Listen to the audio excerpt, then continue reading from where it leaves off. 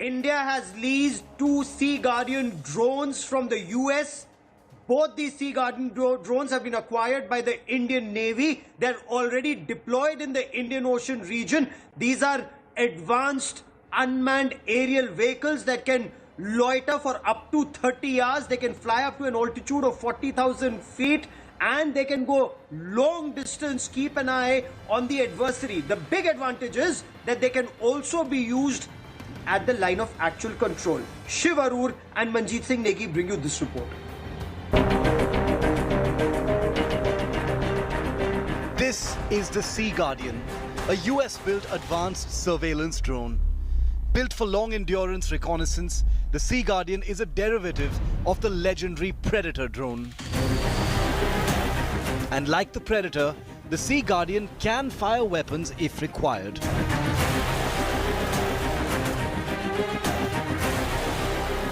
The Indian Armed Forces have been looking to acquire drones like these for years.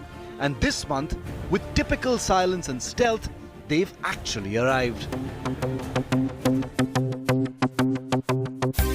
That's right, since mid-November, 2 Sea Guardian drones have been operating from this Indian Navy air station in Tamil Nadu, the same base that hosts the Indian Navy's P-8I submarine hunter jets.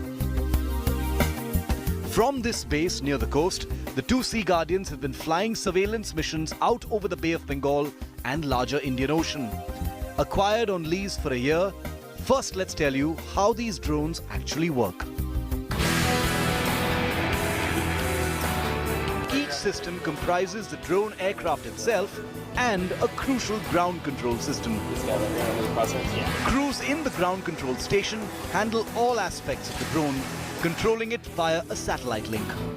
Capable of flying thousands of kilometers away from the ground control, the drone relays real-time images and targeting information. While the Sea Guardian drones in India are unarmed for now, the drone can be weaponized and can be commanded to engage targets and fire at them.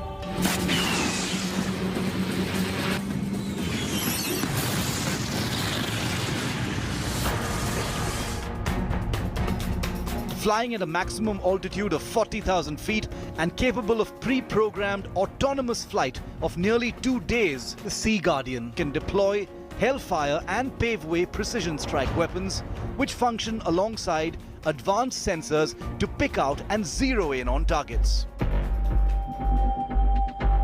While modern variants of the legendary Predator surveillance drone have been available to India for some years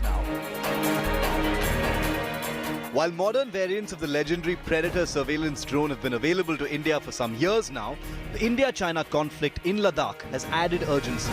The 2 drones have arrived under emergency procurement rules. What's clear is that India doesn't just want surveillance drones anymore, but combat drones capable of hunting and destroying targets from the air if necessary.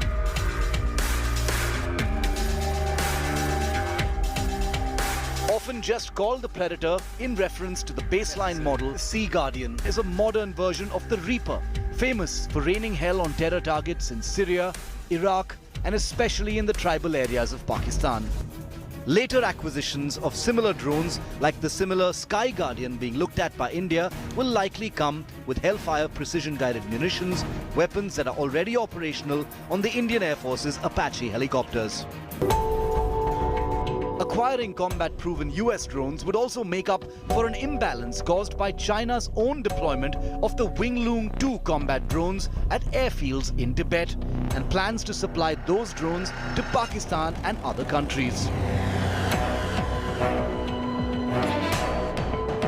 If the Ladakh standoff has been a wake-up call, and if India has reacted by actioning a flurry of combat purchases, pushing through the long-pending Sky Guardian deal would easily be the biggest in terms of value and also the most operationally significant.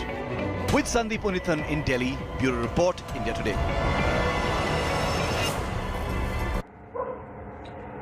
Shiv, my colleague Shiv Aroor joins us for more on the story. Shiv, is there a time frame for the acquisition of unmanned combat aerial vehicles?